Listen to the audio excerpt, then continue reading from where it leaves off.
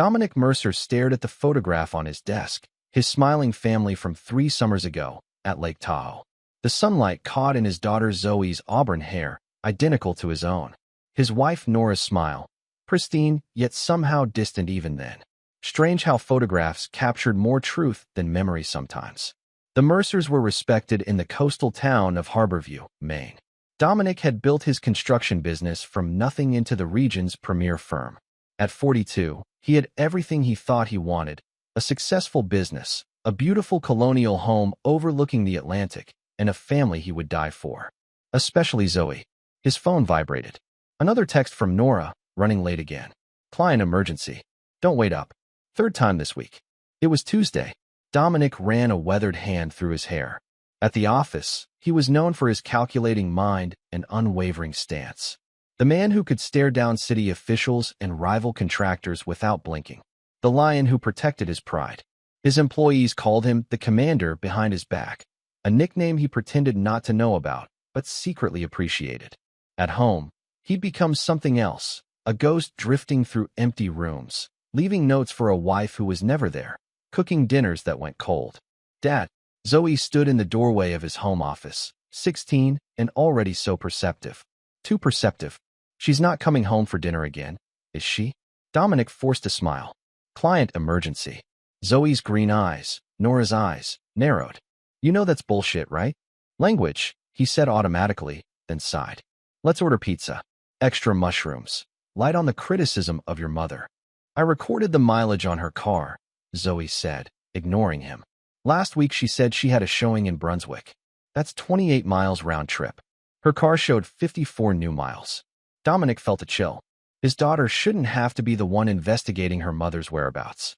He tried not to let Zoe see the cracks in the marriage, but she was too smart to fool. It's complicated, Zobert. It's really not, she countered. She's lying. Question is, why are you letting her? The truth was both simple and impossible to explain. 6 years ago, Dominic had nearly lost everything.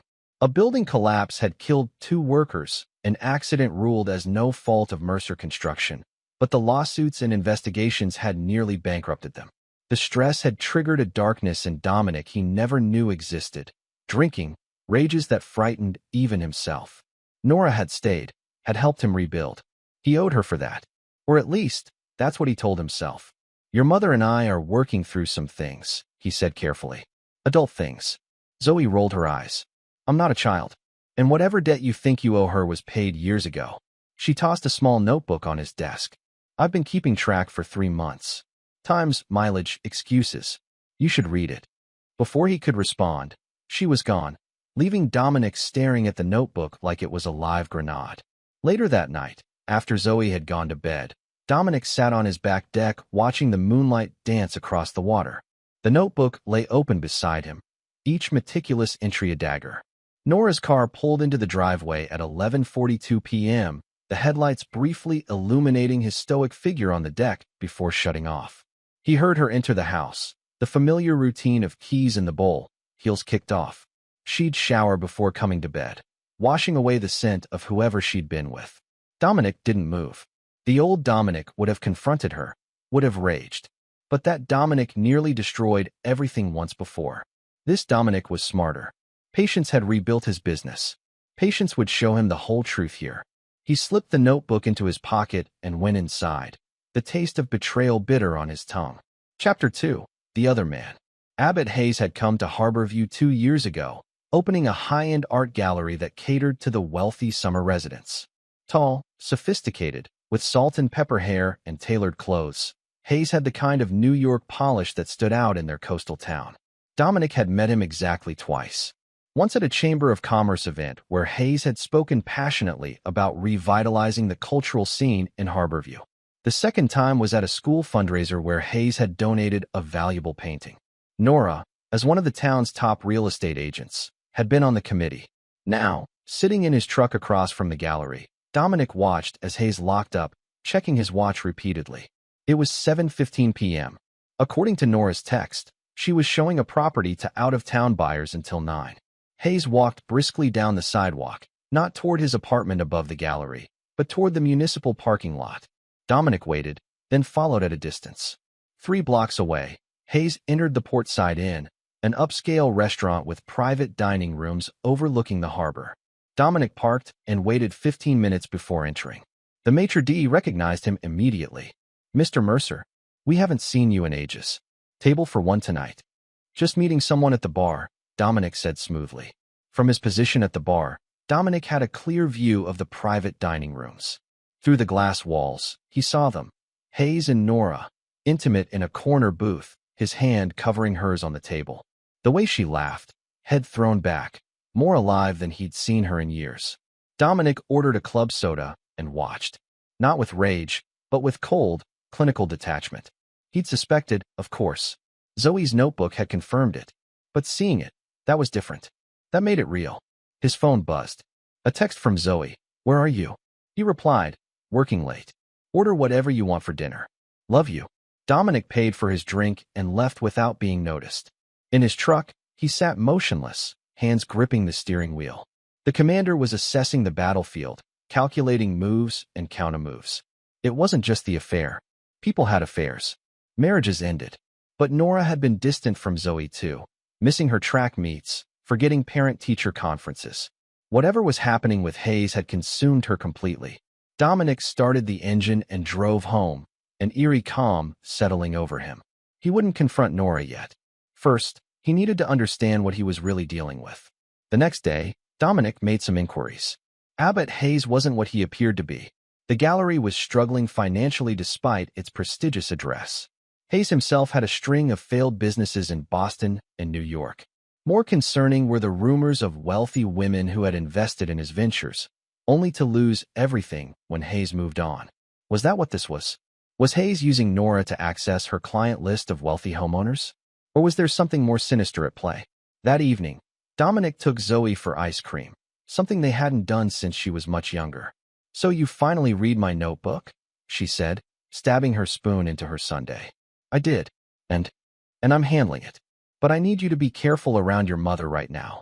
Don't let on that we suspect anything." Zoe's eyebrows shot up. "We? So we're a team now." Dominic nodded solemnly. "Always have been, kiddo. Are you going to divorce her?" The directness of the question caught him off guard. "I don't know yet. There's more going on than just what you think is going on." "You mean her sleeping with that pretentious gallery guy?" Dominic nearly choked on his ice cream. "Zoe, Dad, I'm 16. I know what adults do." She shook her head.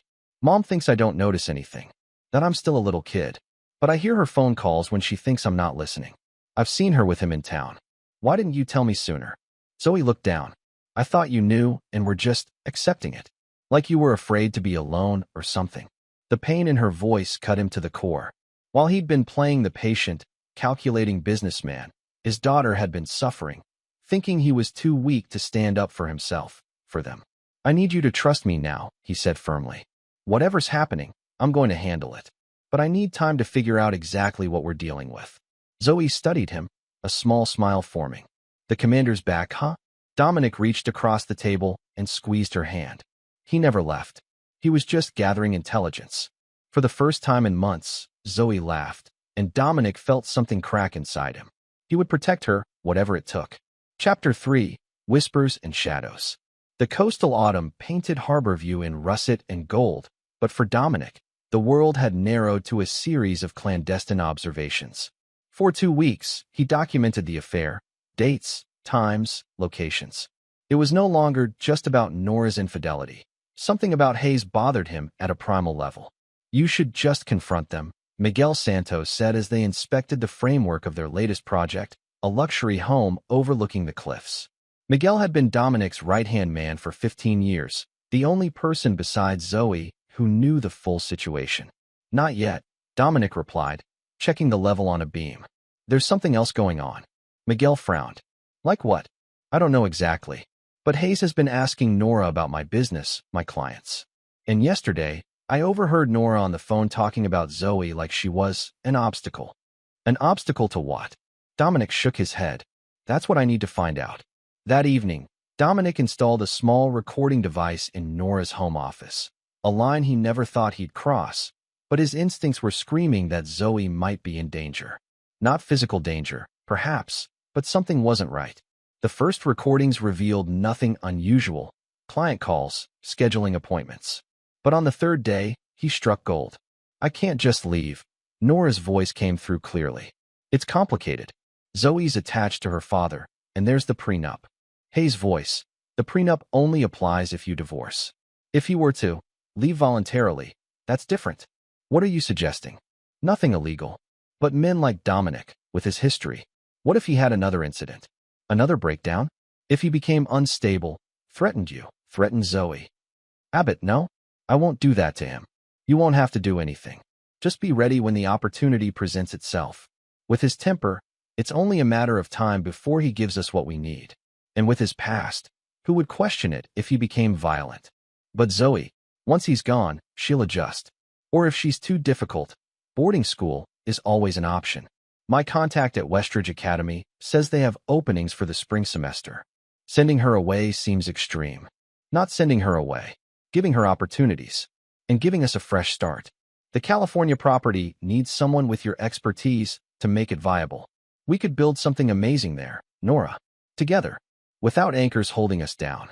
The recording continued, detailing how Hayes planned to use Nora's real estate expertise to develop a property in California, funded by investors he'd lined up, including money from the sale of the Mercer's home and business. They spoke of a fresh start that clearly didn't include Zoe. Dominic listened 3 times, his blood running colder with each replay. They were planning to provoke him into a rage, document it, use his past against him in a custody battle, then ship Zoe off to boarding school while they started a new life with his money. He was still processing this when Zoe burst into his office, her face pale. Dad, I heard Mom talking to Hayes. They're planning something bad. Dominic nodded grimly. I know. I recorded them. Her eyes widened. You bug Mom's office? That's actually badass. Despite everything, he smiled. Don't get any ideas. This is a one-time emergency situation. So what do we do now? Call the police. Dominic shook his head. They haven't done anything illegal yet. It's just talk. And with my history, he didn't need to finish the thought. During his darkest period after the accident, he'd been in therapy, on medication. If Nora claimed he was unstable, those records could be used against him. So they're just going to get away with it? Zoe demanded, anger flashing in her eyes. No, Dominic said quietly. They're not getting away with anything. Especially not you. That night, Dominic couldn't sleep. Hayes' voice played on repeat in his mind. If he became unstable, threatened Zoe. They wanted to provoke him, to make him lose control. The old Dominic would have walked right into that trap, confronted them in a blind rage. But he wasn't that man anymore. The commander didn't charge into battle without a strategy, and he now had something they didn't expect, advanced knowledge of their plan. As dawn broke over the Atlantic, Dominic made his decision. He wouldn't give them what they wanted. Instead, he would give them enough rope to hang themselves. Chapter 4. Recorded Intentions. Late October brought early darkness and a sense of foreboding to the Mercer household. Nora had grown bolder in her absences, sometimes not returning until well after midnight. Dominic maintained his facade of oblivious husband, occasionally asking about her day with just the right amount of disinterest. The recording device in Nora's office had yielded more damning conversations. Hayes was pressuring her to move faster, to secure investors for their California venture before the Harborview opportunity disappeared. Whatever that meant, it couldn't be good. Zoe had taken to carrying her phone everywhere, recording any interaction with her mother. Evidence, she explained to Dominic. Just in case. Dominic worried about the toll this was taking on her. No 16-year-old should have to document her mother's betrayal. But Zoe had inherited his determination along with his auburn hair. I heard something today, she said one evening as they shared takeout in his office, away from Nora's prying ears. Mom was on the phone with Hayes. They were talking about some investors coming to town next week, people who want to meet the whole family before committing to their project. The whole family? Dominic frowned. Including me? That's the weird part. Hayes said something like, Dominic won't be a problem by then. And Mom laughed. Zoe's hands trembled slightly. Dad, what does that mean? Dominic's mind raced. When exactly are these investors arriving? Next Thursday. Hayes is hosting a dinner at his gallery. Next Thursday was when Dominic was scheduled to visit a remote job site in northern Maine, a 3-hour drive each way. An overnight trip he'd planned weeks ago. Have you noticed your mother doing anything unusual lately? Besides the obvious, he added. Zoe thought for a moment. She's been organizing papers in her office at night. And she asked me weird questions about your medication. What medication? The stuff you used to take. After the accident. She wanted to know if you still had any, if you ever took it when you were stressed. A chill ran through him. The sleeping pills and anti-anxiety medication he'd been prescribed years ago. He'd stopped taking them long ago, but had never disposed of the bottles. Zoe, I need you to do something for me. Something important. The next day, while Nora was showing properties, Zoe searched her mother's office and Nora's private email account, using a password Nora didn't know Zoe had discovered months ago. What she found confirmed their worst fears. Nora had been researching the side effects of Dominic's old medications, particularly how they interacted with alcohol. There were emails to Hayes discussing how emotional distress and chemical imbalance could lead to unpredictable behavior. Most disturbing was an email drafted but not sent to Nora's sister in California. If anything happens while D is on his trip, please be ready to take Z for a while until things settle down. They're going to try to make it look like you had another breakdown, Zoe said, her voice shaking with anger. Like you what? Drove off the road? Hurt yourself? Or hurt someone else? Dominic said quietly. The pieces were falling into place. Hayes mentioned the Harborview opportunity disappearing. I think they're planning to use my land for their development. If I were out of the picture, ruled unstable or worse, and you were sent away, Nora would control everything. That's insane. It's like a bad movie plot. People do crazy things for money and fresh starts, Dominic said, remembering Hayes' words on the recording. But they've made a critical error. What's that? They underestimated both of us. He squeezed her shoulder. And we're going to use that against them. That night, while Dominic worked late in his office, Zoe crept through the darkened house with her phone, its recording function activated. She'd heard Nora on the phone earlier, arranging to meet Hayes at the house while Dominic was working. From her hiding place in the laundry room adjacent to the kitchen, she heard them enter. Are you sure he won't come home early? Hayes' voice, tense with nervous energy. He never leaves the office before 10 on Wednesdays. We have time. Nora's voice, impatient. Did you bring it? It's all here. The pills, ground up like you asked. Untraceable once mixed with enough alcohol. And you're sure about the dosage? I don't want him just sick. I need him completely erratic. Trust me, this will make him lose control completely. When the investors see him like that, they'll back me. Us, immediately.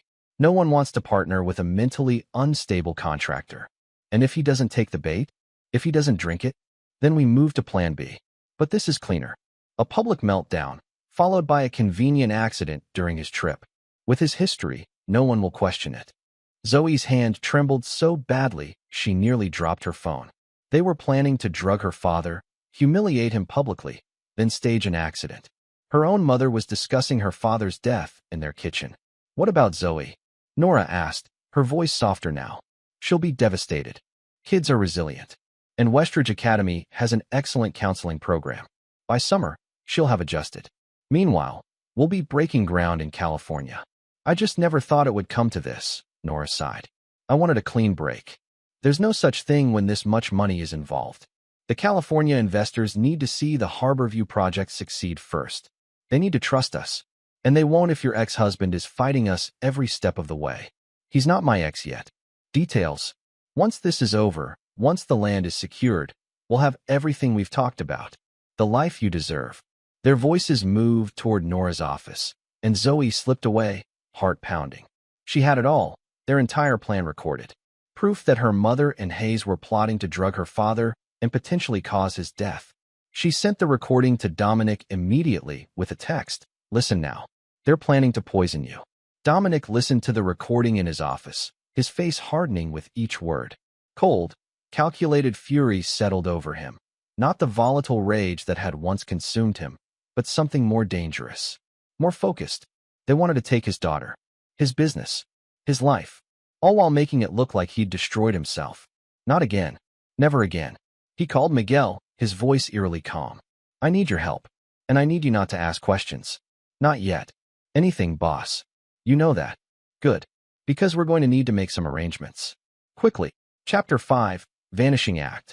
The dinner with Hayes investors was set for Thursday evening at 8 p.m. Dominic's trip to the northern job site was scheduled for Wednesday morning through Thursday afternoon. Plenty of time for him to return, shower, and join the dinner where they presumably planned to drug him. On Tuesday night, Dominic sat Zoe down for the most difficult conversation of his life. "I need you to trust me completely," he said, his voice steady despite the gravity of what he was asking. "Because what happens next will be frightening, but it's the only way to protect you and expose what they're planning." Zoe nodded, her young face solemn beyond her years. "I trust you, Dad. Tomorrow morning, I'll leave as planned. Except I won't be going to the job site." He laid out his plan, a plan so audacious it bordered on reckless, yet meticulously designed to give Nora and Hayes exactly what they wanted, his absence. "But won't that just help them?" Zoe asked, confused.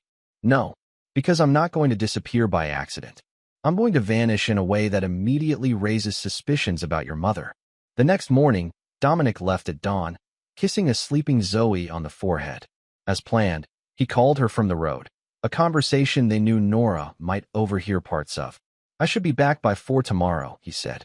"Plenty of time before the dinner." "Be careful, Dad," Zoe replied, the double meaning clear between them. Dominic's truck was spotted heading north by several people who knew him. He stopped for coffee at his usual place, chatted with the barista, mentioned his overnight trip to check on the remote job site, all establishing his expected whereabouts. Then, 50 miles north of Harborview, the commander executed his strategic vanishing. Miguel was waiting at the predetermined location with a second vehicle. Dominic parked his truck at the scenic overlook near Rockport Cliffs, a spot known for its spectacular views and dangerous drops to the rocky shore below. He left his wallet on the seat, his jacket on a nearby rock, and a single boot print at the edge of the cliff where rain had softened the ground.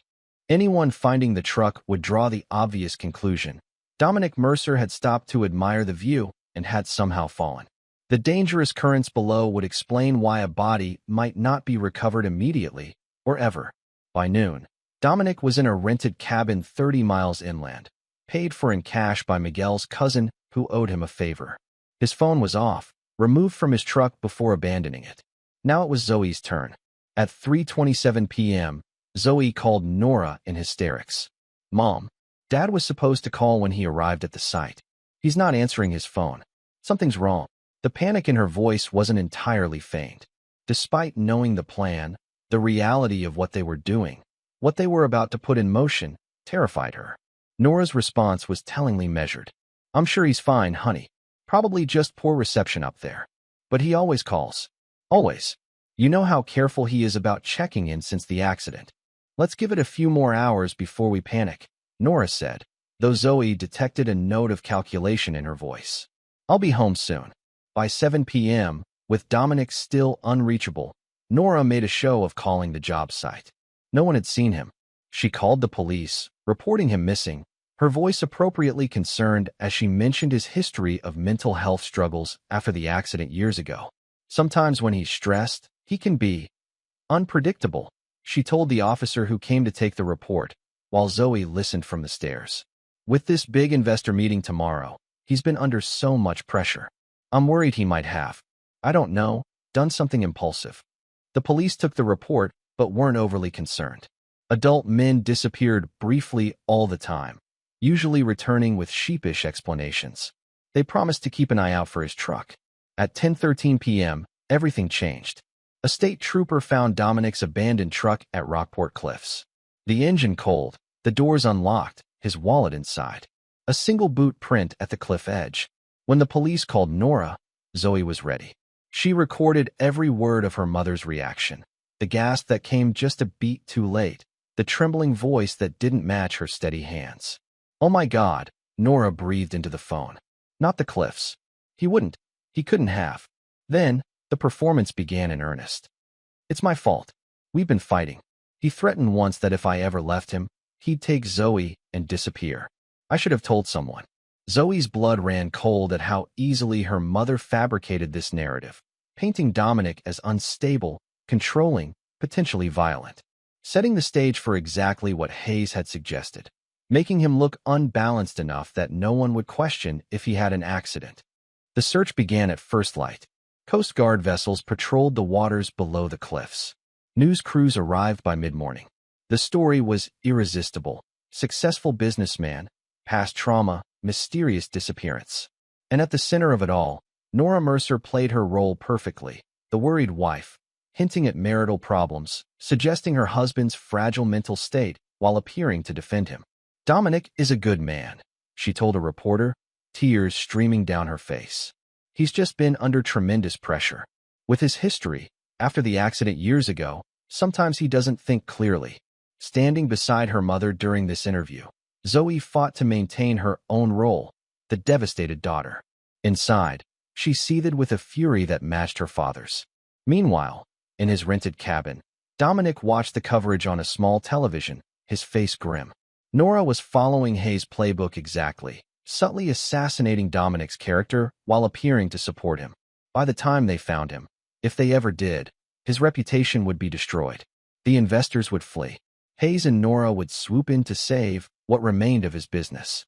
And somehow, in their twisted plan, they'd use this to justify sending Zoe away. Not happening, Dominic muttered to the empty room. He checked his watch. Soon, Zoe would make her move, the most dangerous part of their plan. Chapter 6. The Recording. By Friday morning, the search for Dominic Mercer had intensified. Divers were preparing to search the waters near Rockport Cliffs, though the rocky conditions and strong currents made everyone pessimistic about finding anything. Abbott Hayes had inserted himself into the situation with practiced concern, staying close to Nora, speaking softly to police about his friend's recent behavior. He'd even postponed the investor dinner, explaining that, of course, finding Dominic is the priority now. Zoe watched it all with growing disgust. The way Hayes touched her mother's arm consolingly. The private whispers when they thought she wasn't looking. The calculated glances at the extensive property maps in her father's office when the police brought them home. That afternoon, Zoe enacted the next phase of their plan. With tear-streaked face, she asked Hayes for a moment alone. "I know you and my mom are close," she said, her voice small. "There's something I need to tell someone, and I don't think I can tell her." Hayes sat beside her on the porch swing, the perfect picture of compassionate concern. "Of course, Zoe. You can tell me anything. Last night, I heard Mom on the phone after the police left. She sounded happy. She said, 'It's working perfectly. We'll have everything clear by next week.'" Hayes stiffened almost imperceptibly. "I'm sure you misunderstood. Your mother is devastated." "Is she?" Zoe's eyes hardened slightly. "Because she's been different lately. Secretive. And I found something in her office." She pulled out her phone, pressed play on a recording. Not the damning kitchen conversation, but an earlier, more ambiguous one where Nora and Hayes discussed making changes and removing obstacles. "Where did you get this?" Hayes demanded, his compassionate mask slipping. "I've been recording things. I was going to show Dad, but now." She let tears fill her eyes. What did she mean by removing obstacles? Was she talking about my dad? Hayes recovered quickly, his smile returning. "Oh, Zoe, this is just business talk. Your mother and I are working on a real estate project. The obstacles are zoning issues, permits, adult things you don't need to worry about." Then why was she happy on the phone last night? "My dad is missing. Grief makes people act strangely sometimes," Hayes said smoothly. "Now, I think you should give me that phone. These recordings might upset your mother during this difficult time." He reached for the phone, but Zoe was faster, pulling back. "No, I'm keeping it." Hayes' face hardened for a split second before he forced another smile. "Of course, it's your property, but perhaps we should tell your mother about your concerns. Clear the air." Exactly as they predicted. Hayes would tell Nora about the recording, and they would need to neutralize this new threat. "I don't want to upset her," Zoe said, appearing to waffle. "It's the right thing to do," Hayes insisted, standing. "In fact, let's talk to her now. She's in your father's office." Reluctantly, Zoe followed him inside. Nora was indeed in Dominic's office, examining his business contracts with a focus that belied her supposedly grief-stricken state. "Nora, we have a situation," Hayes said without preamble. "Zoe has been recording our conversations. She has concerns about what we've been discussing." Nora's face drained of color. "What? Zoe, how could you spy on me?" Zoe let her genuine anger surface. "How could you be in here going through Dad's papers while he's missing? Maybe dead."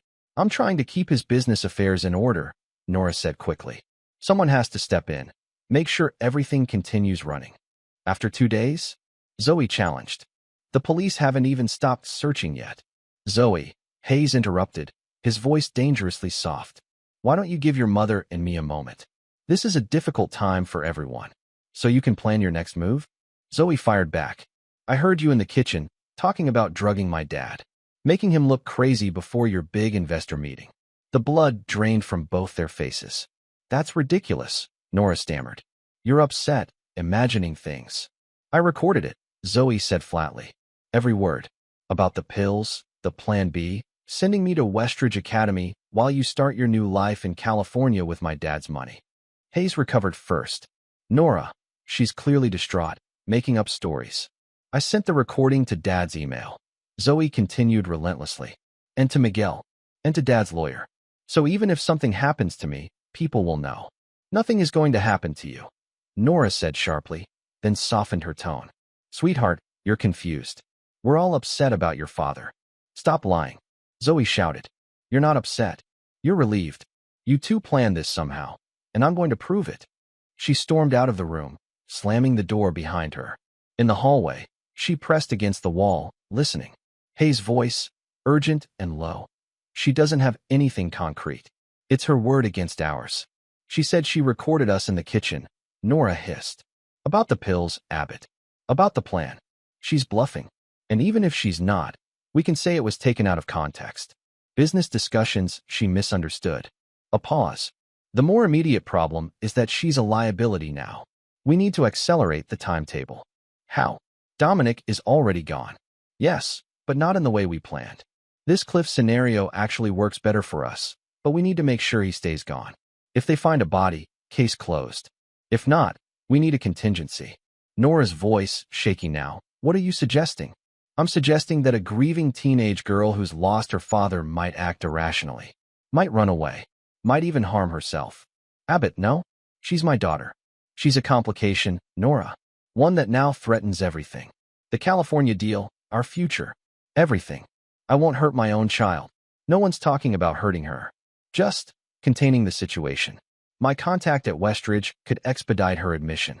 Emergency family circumstances. A secure facility where she could receive treatment for her delusions about her mother. You want to have her committed? She's not crazy. No, but grieving teenagers who make wild accusations sometimes need specialized care. For their own protection. The silence that followed chilled Zoe to her core. Her mother was actually considering it. Finally, Nora spoke. Let me talk to her first. She trusts me, deep down. I can convince her she misheard things, that grief is affecting her judgment. And if you can't, another pause. Then we'll discuss alternatives. Zoe had heard enough.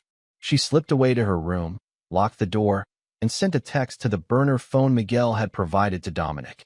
They know I have recordings. Hayes suggested having me committed for treatment. Mom hesitant, but didn't say no. Plan working, but accelerating. In his cabin hideaway, Dominic read the message with cold fury. They were now targeting Zoe directly. It was time for the next phase. Earlier than planned, but necessary. He replied, stay in your room with door locked. Tell them you're not feeling well. Miguel coming in 30 minutes with breaking news about me. Be ready. Exactly 28 minutes later, Miguel's truck roared into the Mercer's driveway. He pounded on the front door, his face a mask of excitement and concern. Nora answered, Hayes hovering behind her. Miguel? What is it? They found something at the cliffs, he said breathlessly. A fisherman saw someone matching Dominic's description yesterday afternoon, miles from where his truck was found. Said the man seemed disoriented, was asking about boats to the islands. Yesterday, Nora's voice faltered. But his truck was found Wednesday night. Police think he might have abandoned it deliberately, then stayed hidden. They're organizing a new search area. They want Zoe to come to the station, see if she can think of any places her father might go if he was, not thinking clearly. I'll get her, Hayes said quickly, heading for the stairs. Actually, Miguel interjected. They specifically asked for Mrs. Mercer to bring her. Police protocol or something. The glance that passed between Hayes and Nora spoke volumes. Of course, Nora said smoothly. Let me get my purse and tell Zoe. As she ascended the stairs, Miguel watched Hayes with barely concealed contempt. The gallery owner fidgeted, clearly uncomfortable with this new development. Strange business. All this, Miguel said conversationally. Dominic's never struck me as the type to crack under pressure. We all have our breaking points, Hayes replied stiffly. True enough. Still, Cliff's a dramatic choice, don't you think? For a man who survived worse. Hayes didn't respond. His attention focused on Nora returning with a pale-faced Zoe. Ready? Miguel asked, his eyes communicating silently with Zoe. Follow the plan. As they drove away, Hayes watched from the porch, phone already at his ear. In the truck, Zoe glanced at her mother in the passenger seat, then at Miguel. We're not really going to the police station, are we? Not exactly, Miguel replied, turning not toward town but toward the coastal highway heading south. Your father is waiting. What? Nora exclaimed. Dominic's alive? Where has he been? What's going on? That's what we'd all like to know, Mrs. Mercer, Miguel said coldly. Especially the part where you and Hayes planned to drug your husband and have him committed or killed. Nora's face went from shocked to calculating in an instant. Zoe's been telling you ridiculous stories. She's been so upset about her father's disappearance. Save it, Miguel interrupted. I've heard the recordings. We all have, including the police. What recordings? Nora demanded, though her voice lacked conviction. All of them, Zoe said quietly. Every conversation you had with Hayes about getting rid of Dad, about sending me away, about stealing everything and running off to California. Nora turned to her daughter, real fear in her eyes now. Zoe, you don't understand. Abbott and I, it's complicated. Your father has been distant for years. He's buried himself in work, left me alone. So you decided to bury him for real? Miguel's voice was hard as steel. Plan a nice little accident after drugging him at your investor dinner? That's not. We weren't. Nora faltered. We have it all on tape, Mom, Zoe said, her voice breaking slightly. Everything. And now Dad wants to talk to you.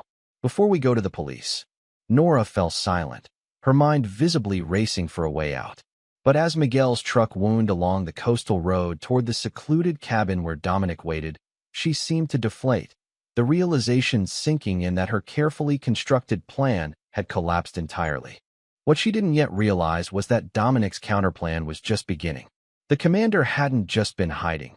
He'd been preparing a strategy that would destroy not only Nora and Hayes' scheme, but everything they thought they knew about the man they tried to eliminate. Chapter 7. Confrontation. The cabin was modest, a hunter's retreat nestled among pines overlooking a small, secluded cove. As Miguel's truck approached, Dominic watched from the window, his face expressionless despite the storm raging within him. Seeing Nora emerge from the truck, looking not frightened but calculating, crystallized everything for him. This woman, whom he'd once loved enough to build a life with, had plotted his destruction. He opened the door before they reached it. Come in, Nora. We need to talk. She flinched at the sight of him, not with relief that he was alive, but with the shock of seeing her plans unraveled. Dominic, she breathed. Thank God you're safe. We've been so worried. Stop. His voice cut like a blade. No more lies. Not here. Inside, the cabin was spartanly furnished, a table, chairs, a wood stove providing warmth against the autumn chill. On the table lay folders, a laptop, and several recording devices. Miguel nodded to Dominic. I'll wait outside with Zoe. No. Dominic and Zoe said simultaneously. I want to be here, Zoe insisted. I need to hear everything.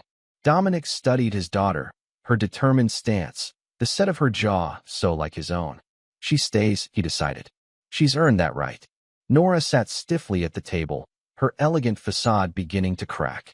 What is this, Dominic? Some kind of kidnapping? You disappeared. Let us think you were dead, and now you're holding me against my will. Against your will? He asked mildly. Miguel told you where you were going. You got in the truck voluntarily. The door isn't locked. You're free to leave, though I wouldn't recommend walking back to town in those shoes. Her eyes darted to the door, then back to him. Fine. Say what you need to say so we can end this ridiculous charade. Charade. He repeated, the word heavy with irony. Interesting choice. Let's talk about charades, Nora. Like pretending to be a grieving wife while actually celebrating that your husband might be dead. That's not. Or how about pretending to care about our daughter while planning to ship her off to a boarding school once I was out of the picture? His voice remained steady, controlled. You don't understand, Nora began, shifting strategies. Abbott Hayes isn't who you think he is. He manipulated me, made me believe things. Like the fact that drugging me and staging an accident would give you control of my assets? That part wasn't clear enough. Dominic opened a folder, removed a printed transcript. Here's you, in our kitchen, discussing dosage. And here's Hayes confirming it would make me completely erratic before my convenient accident. Nora paled. It was just talk. We were never going to. The pills ground into powder in your desk drawer suggest otherwise, Zoe interrupted, unable to contain herself. The ones you were planning to put in Dad's drink at the investor dinner. Dominic looked at his daughter with a mixture of pride and sadness. No child should have to uncover such betrayal. Why, Nora? He asked quietly. We built a life together. After the accident, when I was at my lowest, you stood by me. Was that all just calculation too? Were you waiting for the right moment even then? Something flickered in Nora's eyes, perhaps the first genuine emotion. No. Back then, it was real. But you changed after the recovery. Became obsessed with the business, with rebuilding your reputation. I became peripheral. So instead of talking to me, asking for what you needed, you decided to destroy me? To take everything, including my daughter? Our daughter, Nora corrected automatically. The daughter you were willing to institutionalize when she became inconvenient, Dominic countered. The one you called an obstacle to your fresh start. Nora's composure finally cracked. What do you want from me, Dominic? An apology? Fine, I'm sorry. I got caught up in something that spiraled out of control. Abbott convinced me you'd never give me a fair settlement, that the prenup would leave me with nothing after all these years of supporting you. So this was about money? About the prenup? Partly, she admitted, and partly about feeling alive again. You have no idea what it's like living with the great Dominic Mercer. Always perfect, always in control. The commander, she said mockingly. Do you know what it's like living in your shadow? Being Mrs. Mercer instead of Nora? So you found identity in betrayal, he said flatly. In plotting my demise with a con man. Abbott is not. Hayes has done this before. Dominic interrupted, opening another folder. Boston, 2017. New York, 2019. Different names, but same pattern. Charm wealthy or well-connected women. Isolate them from family. Use them to access investment opportunities, then disappear when the money does. He slid photos across the table. Hayes with different women, newspaper clippings about investment schemes gone wrong. Nora stared at the evidence, genuine shock registering on her face. How did you? While you were planning my destruction, I was investigating his past. These women thought they knew him too. They also thought they were special, the ones he really loved. Dominic's voice remained dispassionate. One lost her family's business. Another lost her home. A third lost custody of her children when she had a breakdown after he disappeared with her money. He wouldn't. Nora began, but her protest died on her lips as she continued staring at the evidence. He was using you, Mom, Zoe said softly. He never cared about you. Only what you could give him access to. Nora looked up, tears finally forming. What happens now? Police? Public humiliation? Is that your revenge? Dominic studied her for a long moment. My first instinct was exactly that. Have you arrested for conspiracy? Watch your reputation collapse along with Hayes. But there would be collateral damage. He glanced at Zoe. Our daughter doesn't deserve to have her mother in prison, no matter what you've done. Hope flickered in Nora's eyes. So I'm offering you a choice. He removed a document from the final folder. Option 1, we go public. The recordings, the evidence of your plot with Hayes, everything. You face criminal charges, and I file for divorce with full custody of Zoe, citing your attempt to harm me and institutionalize her. Nora's face hardened. And option 2, you sign this. He pushed the document across the table. A divorce agreement I've had drawn up. You get a fair settlement, not what the prenup would provide, but enough to start over. In exchange, you relinquish all claims to my business, the house, and... He paused, the hardest part still to say. You agree to give me full custody of Zoe, with supervised visitation only. You can't be serious, Nora whispered. You're taking my daughter. The daughter you were willing to send away? Zoe asked bitterly. The one you and Hayes called an anchor? I never would have gone through with that, Nora protested. I was just playing along with Abbott until I figured things out. You expect us to believe that? Dominic asked. After everything we've heard? Nora looked from Dominic to Zoe, the full weight of her actions finally seeming to register. I do love you, Zoe. Despite everything, you have to believe that.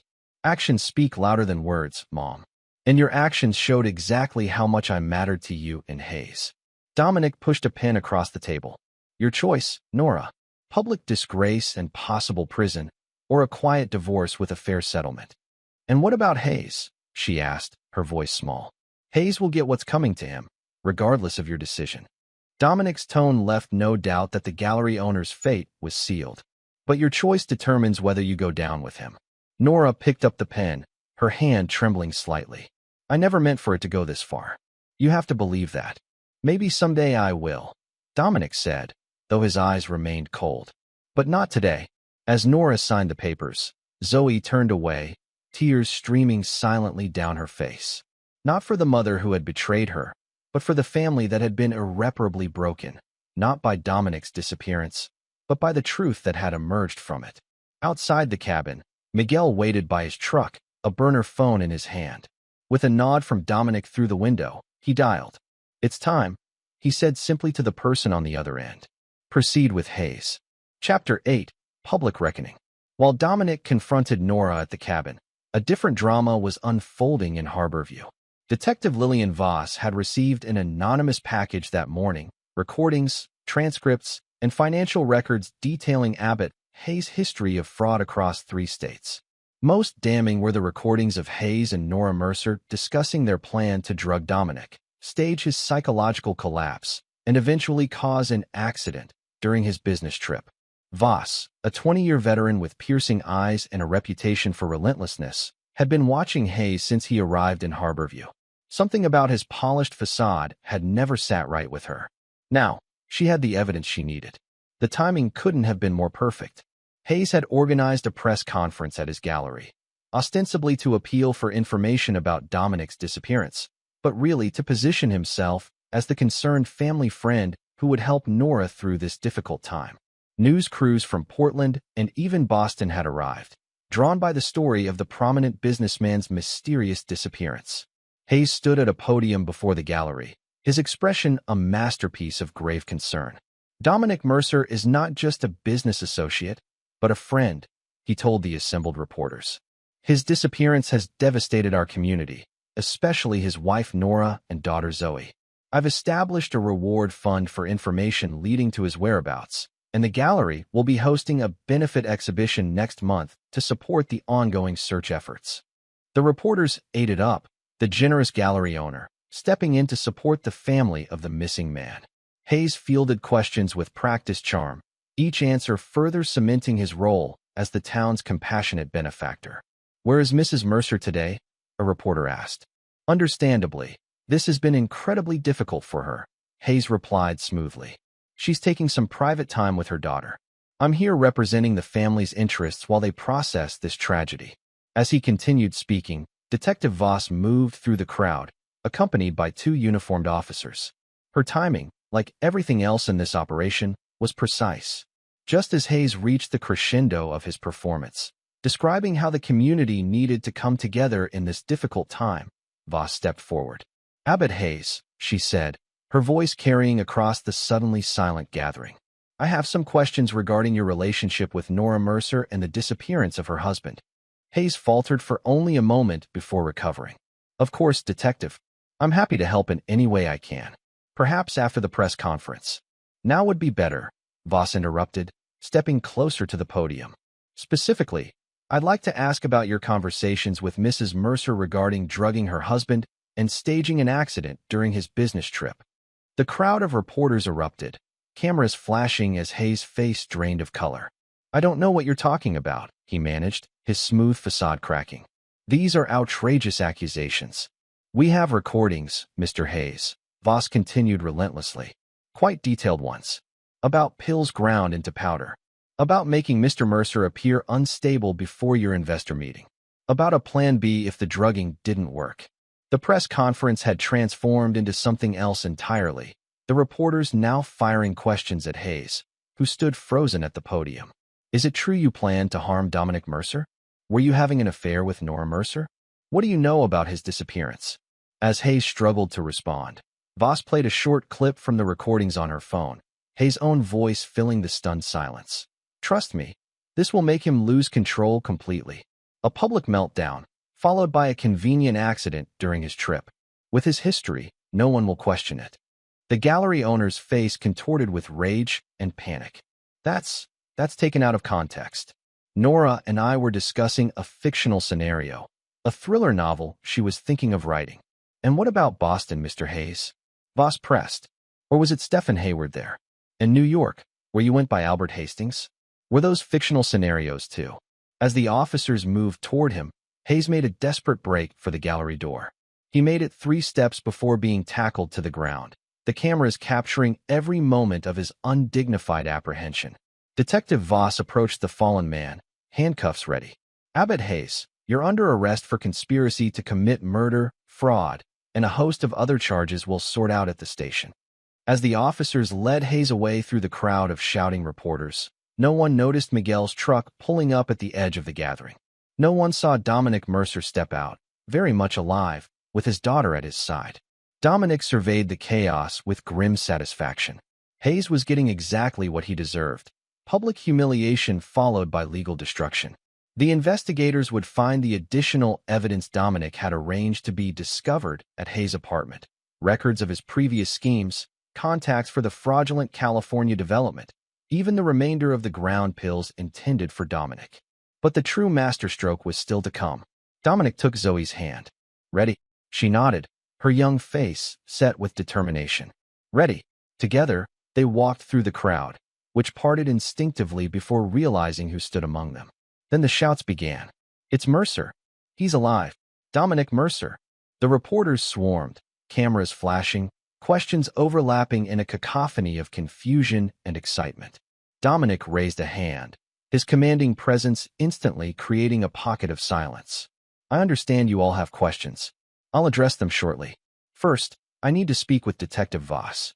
He moved through the crowd with Zoe, approaching Voss as she finished directing her officers. Mr. Mercer, she said, not looking particularly surprised. I see reports of your demise were greatly exaggerated. As were reports of my mental instability, he replied. I believe you received my package? Voss nodded.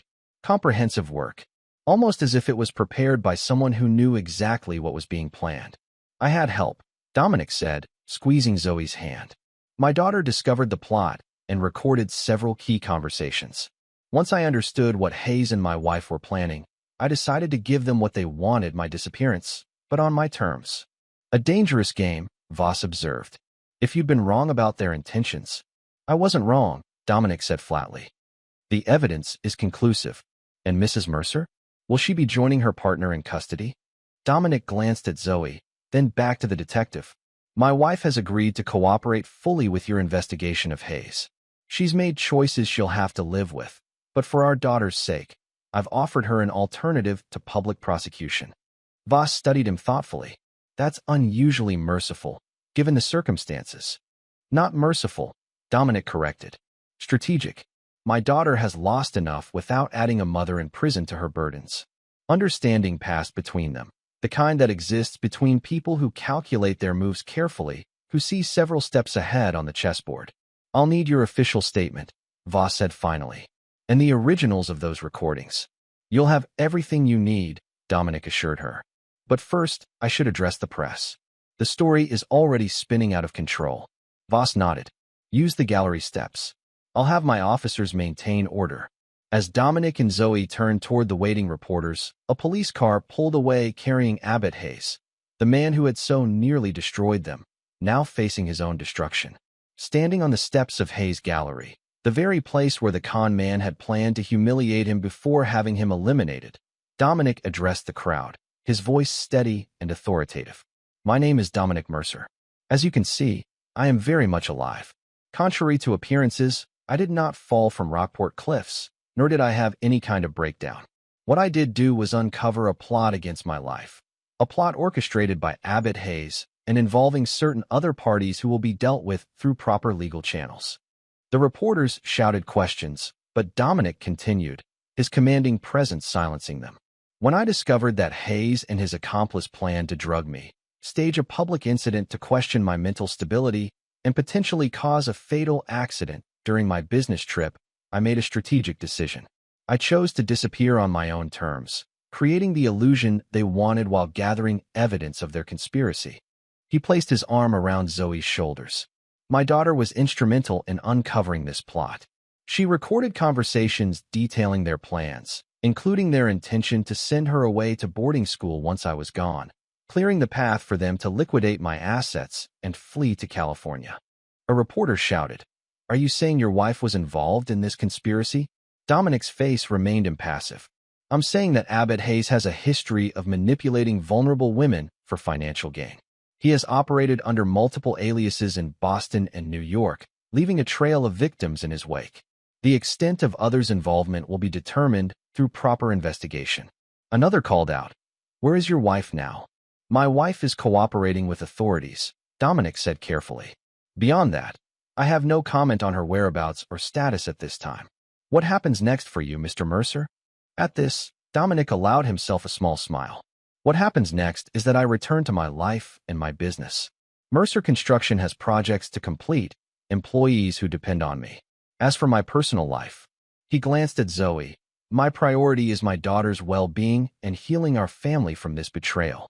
As the questions continued, Dominic maintained his controlled, measured responses.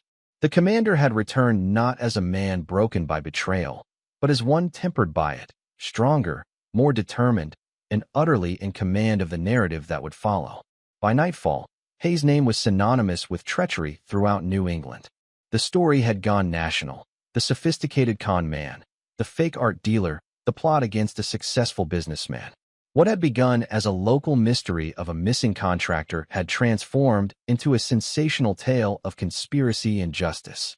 And at the center of it all stood Dominic Mercer, no longer missing, no longer a victim, but the architect of a counter-strategy that had turned the tables on those who sought to destroy him. Chapter 9, Aftermath. 3 months after Abbott Hayes' arrest, Harborview had settled into its winter quiet. Snow blanketed the coastal town, transforming it into a postcard of New England serenity that belied the dramatic events of the fall. Hayes remained in custody, denied bail due to flight risk.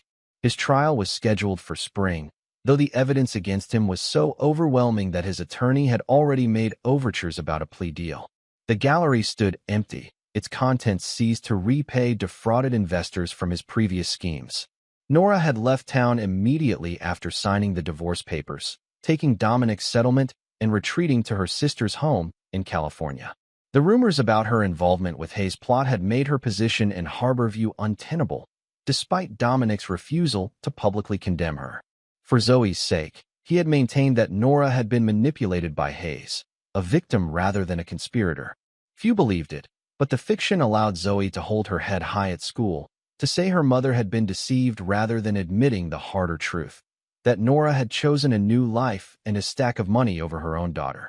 The Mercer home on the cliff had been sold, too many bitter memories lingering in its elegant rooms.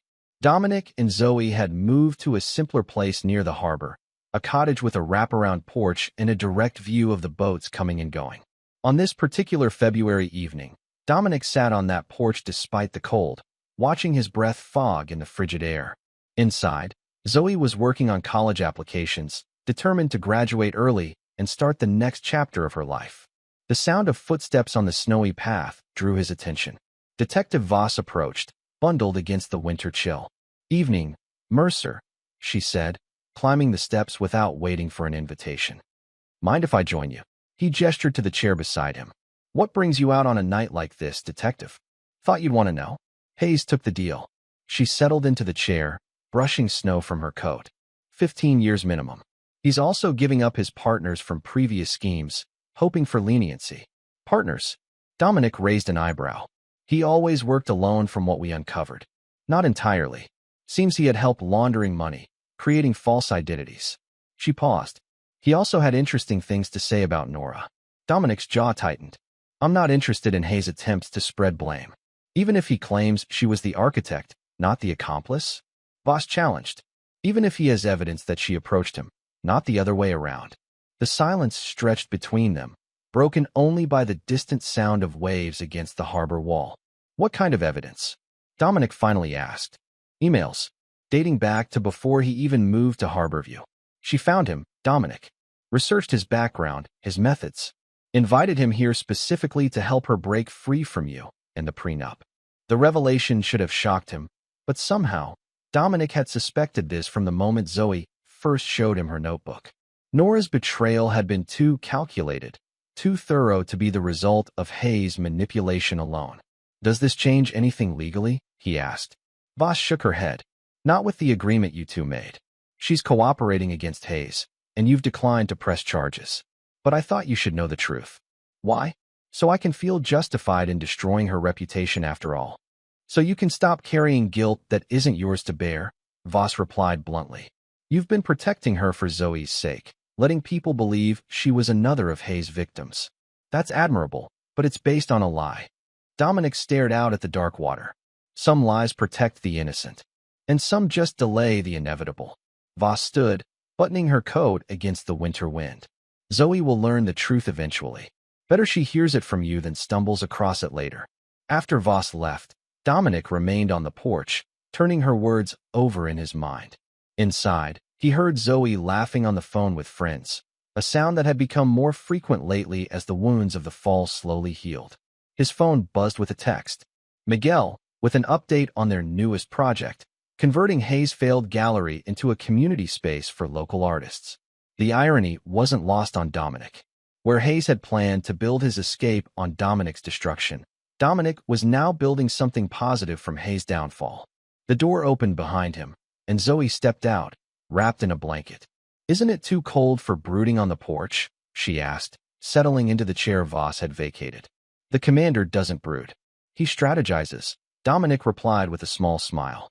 Well, can the commander strategize inside where it's warm? I made hot chocolate. In a minute. He turned to face her fully. Voss just left. Hayes took a plea deal. Good. Zoe's face hardened momentarily, then softened. That means no trial, right? No having to testify or hear all the details again. Right. It's over. He hesitated. But she told me something else. About your mother. Zoe stiffened. What about her? Hayes claims she was the mastermind. That she sought him out, knowing his history, specifically to help her escape the marriage and get around the prenup. To his surprise, Zoe didn't look shocked. I kind of figured that, she said quietly. Mom was always the planner in the family. Hayes didn't seem smart enough to come up with all of it on his own. Why didn't you say anything? She shrugged, pulling the blanket tighter. You've been trying so hard to protect her reputation, to give me some kind of mother to respect. I didn't want to ruin that for you.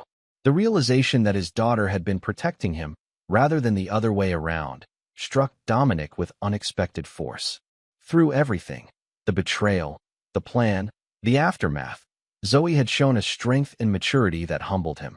We don't need to protect each other from the truth, he said finally, even when it's ugly. Especially then, she agreed. So what now? Are you going to tell people about Mom?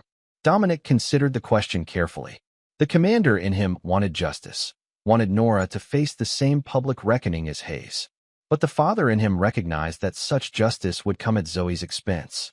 No, he decided. What your mother did, she'll have to live with. Our job is to move forward, not look back. Zoe nodded, seemingly relieved. Speaking of moving forward, I got an early acceptance letter from Boston University today. Full scholarship. Pride swelled in Dominic's chest.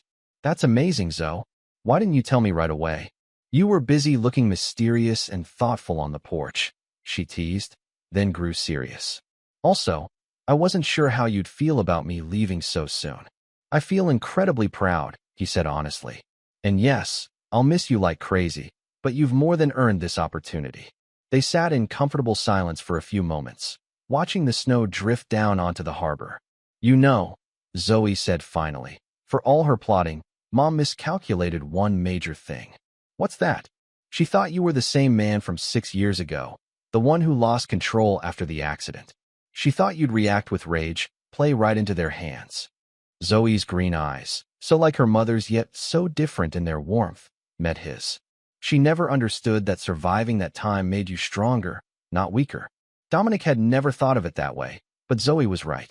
The darkness he'd faced after the accident had forced him to develop discipline, to channel his emotions productively rather than destructively. If he'd remained the volatile man he once was, Hayes and Nora's plan might well have succeeded. We should both remember that, he said thoughtfully. Sometimes the hardest experiences forge the strongest people. Zoe nodded, then stood. Very profound. Now can we please go inside before we freeze to these chairs? The hot chocolate is getting cold, and I need your help with my scholarship acceptance letter. As they headed inside to the warmth of their new home, Dominic felt a sense of peace he hadn't expected to find again. The betrayal had cut deep, but in its aftermath, he discovered something precious: the unbreakable bond with his daughter and the knowledge that together they could weather any storm. In the harbor below, the winter waves crashed against the shore, relentless, powerful, but ultimately shaping rather than destroying. Much like the events that had tested the Mercers, leaving them not broken, but reshaped into something stronger than before. The final scene played out 3 days later, when a reporter approached Dominic outside his office. "Mr. Mercer, we've received information that your ex-wife was actually the initiator of the plot against you. Would you care to comment?" Dominic looked into the camera, knowing his words would reach Nora wherever she was hiding.